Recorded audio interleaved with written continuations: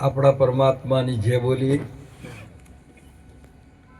મુખ પવિત્ર હજી રામ નામથી થોડોક તમે થોડો અવાજ વધારો.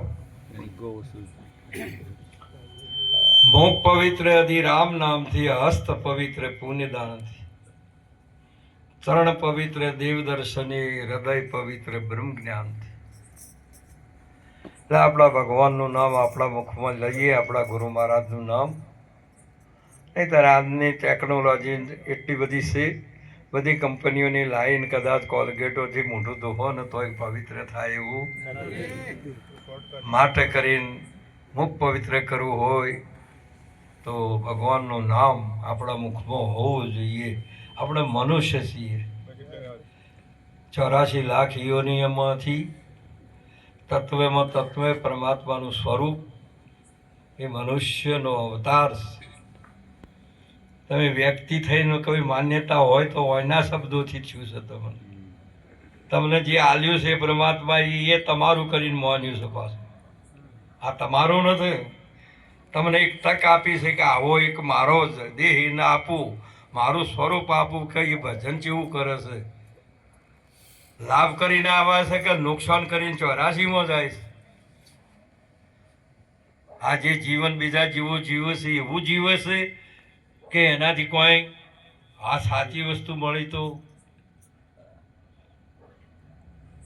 માટે કરીને આવો એક ઉત્તમ અવસર મળ્યો છે. આપણે એકવાર કે આપણા ભગવાનની જે બોલીએ બધા પ્રેમથી સાથ આપજો.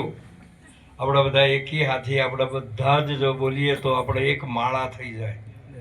થોડા નાની બચતમાં મોટો લાભ થાય માટે ભગવાનનું નામ લેવું.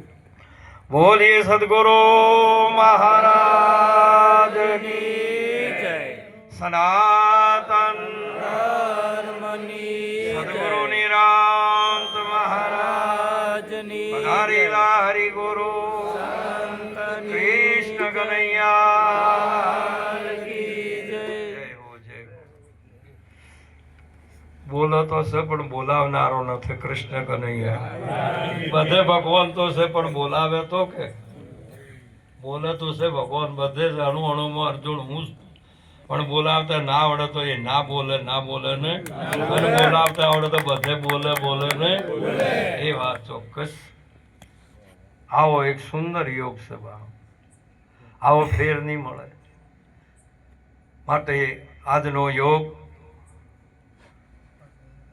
આજે આ પવિત્ર પાવન દિવ્ય પ્રસંગે પધારેલા પ્રગટ પરમાત્મા સ્વરૂપે આજે પધારેલા સંતોષ જંગમનો તીર્થ ફરતો પ્રયાગ. આજ કેટલો આપણો સદભાગ્ય કે આપણા દ્વારે આપણો કુંભ ભરણો તો પ્રયાગરાજમાં અહીં જ આવવું પડ્યું ને આ જંગમનું તીર્થ હોય આવ્યું. જંગમ કહેતો આકાશ, ભૂમિ ઉપર ભૂચર ચાલે તેને વિઘ્ન અનંત, બ્રહ્મપંથ ખેતરનો કહીએ ચાલી શકે કોઈ સંત. આકાશમાં ચાલવું, વિહંગમ માર્ગે ચાલવું એ સંતની કે ચાલશે બાપ. ભૂમિ ઉપર તો બધો ચાલે છે, એ તો ભૂચર કેવરો. માટે કરીને આવો એક ઉત્તમ અવસર આજે પોતાના આ પવિત્ર આ મુરલીધર સોસાયટીની અંદર પરમાત્માએ મુરલી વગાડીને તારે આ જંગમનું તીર્થ અહીંયા ઉતર્યું છે. આજે બાપ કેટલો મહિમા છે. ભગવાને મધરાત્રે વ્રજમાં જઈને 15 મોરલી વગાડી તો બધો ગોકુળવાસી દોડીને ત્યાં જતા રહ્યા. તેમ આ મુરલીધર સોસાયટીની અંદર આજે આ મુરલી વાજી. આપણે બ્રહ્માકુમારીમાં નથી કહેતા કે ભાઈ એ મુરલી હોબળવા માટે જો, પણ ભાષા ફેર છે, વસ્તુ એક છે, પણ કને કહેવાય મુરલી એ આપણે સમજતો શીખવું પડે. ગુરુના ચરણમાં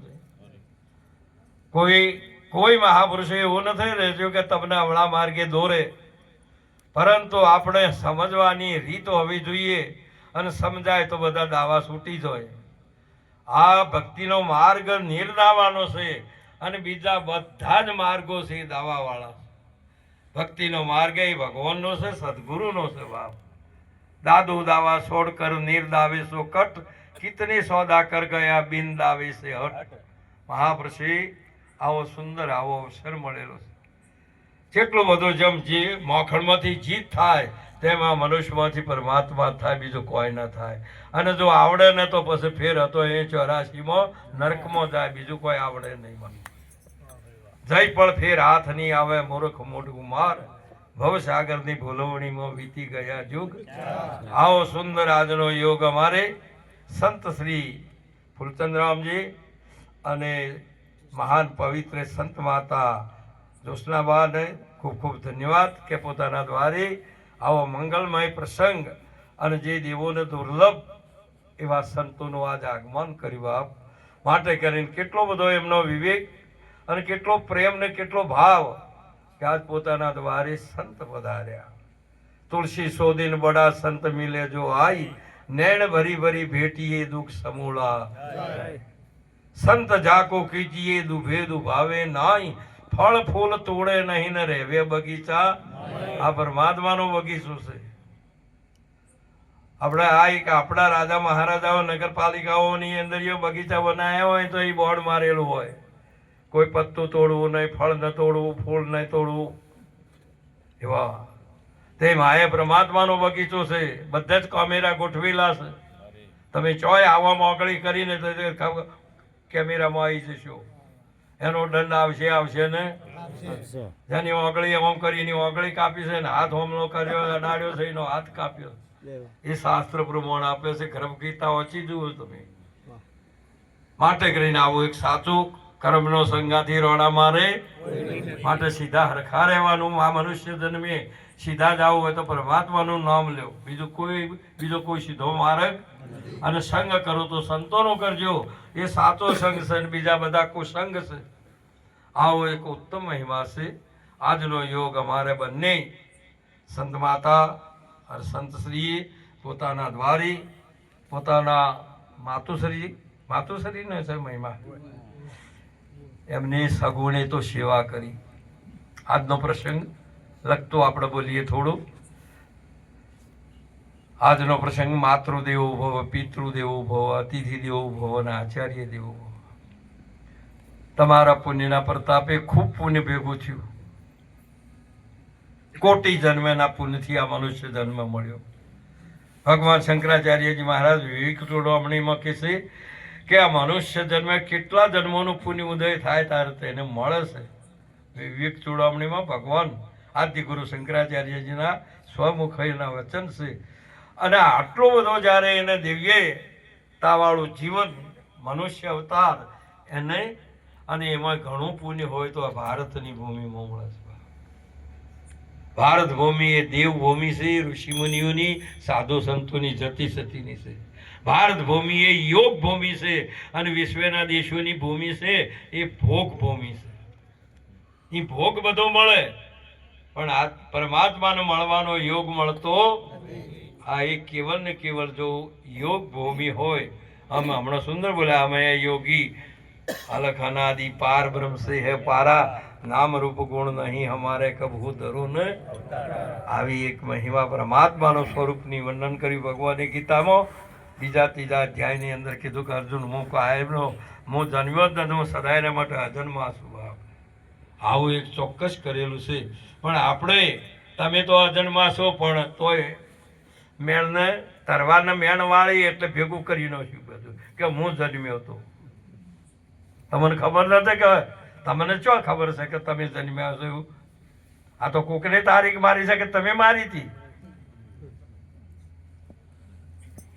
આમ તમારા અનુભવથી તમે કે આ દાડા હું જન્મ્યો છું એવું તમારી તારીખ મારેલી, એટલે તમારી સમજણથી હેડો છો કે કોકની તો સમજણથી હેડો છો. બીજા તો બધા બીજાની ચાલે પણ મનુષ્ય જો કદાચ પોતાનો અનુભવ ના થાય, સિંહ સપૂત અને સંત વગર ચીલે ચાલે. બાપ બોલો કૃષ્ણ કનૈયા. આવી એક મહિમા છે. સિંહ સુરો સંત એ વગર ચીલે ચાલે. આ ચીલે બધો બધો પશુઓ બધો હેડ્યા જાય. ચીલા ચાલ એ દોર પડી છે, એને ખબર છે. આવી બીજી વાતો આપણે નહીં કરવાની. આવો પરમાત્માએ આપણને ઉત્તમ અવતાર આપ્યો. અને આ અવતારી આ બધા જ મહાપુરુષો હાલ વર્તમાનના બ્રહ્મ ઋષિઓ છે એમ કહું છું, પણ તમને નહીં મનાય. આપણા માતા પિતા એ આપણા સર્જનહાર ભગવાન છે, પણ તમે કોઈ દાડો બીજે ટોકરીઓ વગાડવા જો છો પણ